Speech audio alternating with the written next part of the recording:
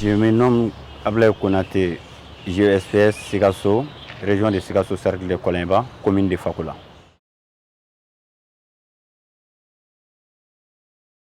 Bon, selon nous, dans la région de Sikasso, les fils de sécurité, vraiment, il y avait beaucoup de problèmes de sécurité dans la région de Sikasso. Et surtout les cercles de Kolimba. Vraiment, il y a des manques d'eau et manque d'infrastructures. Sur la route aussi, il y a des manques d'éducation, vraiment, des enseignants. Je ne sais pas si vous comprenez. C'est avec des enseignants vraiment qu'on avait des problèmes, avec des hôpitaux aussi. Et la commune de Fakola, cercle de Kolimba, vraiment, ça c'est un problème qui est très dangereux là-bas. Parce que les grands hôpitaux de la commune de Fakola, d'aller là-bas pour traiter vraiment des traitements, vraiment c'est impossible quoi. Parce qu'il y a beaucoup de personnes qui sont là-bas, mais il y a manque de médecins. Il y a une seule médecin là-bas donc, qui travaille là-bas.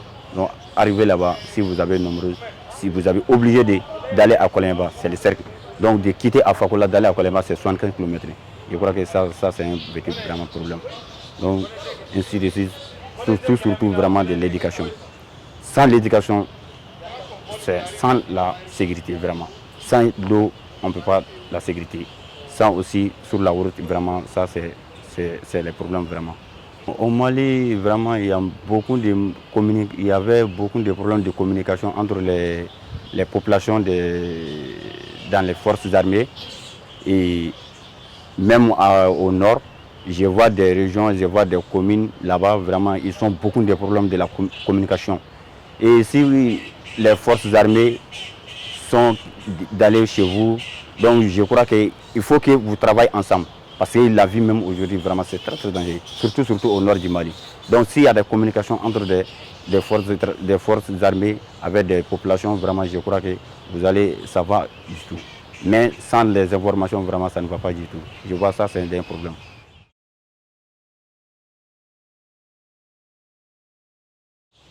Ce que nous voulons aujourd'hui, vraiment, surtout au Mali, ce que nous, on veut dire, le gouvernement, quand l'armée vient d'une commune ou d'une région ou d'un cercle, il faut que l'armée doit travailler avec la population. L'armée ne va pas travailler seule. Sans la population, l'armée ne va pas.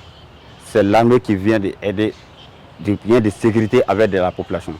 Mais quand l'armée ne va pas informer de la population, peut-être il y a des personnes qui vivent, des gens vraiment, des djihadistes, ils ne savent même pas comment ils doivent parler. Donc s'il y a des relations entre des militaires avec la population, tu vas aller directement informer de la militaire pour qu'il va trouver une solution pour ça. Ça, c'est ce que nous on veut. Donc avec des éducations aussi, pour améliorer vraiment des enseignants.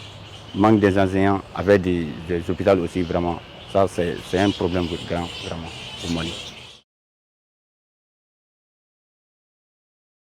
Pour les résoudre tout ça, ça c'est l'État. L'État même c'est nous. Mais il faut qu'on travaille ensemble. Si la population laisse que vraiment c'est de l'armée qui doit travailler ça, l'armée ne peut pas faire problème ça. L'armée ne peut pas résoudre ces problèmes-là. Donc il faut qu'on travaille ensemble. Donc si on met les deux mains ensemble, donc on doit résoudre notre problème. Sans aller en arrière. On doit résoudre ce problème. C'est que moi je vais vous dire quand même, vraiment, il faut qu'on travaille ensemble. Travailler ensemble, là, il y a beaucoup de choses qui sont dedans. Donc vraiment, ça c'est ma réponse actuellement.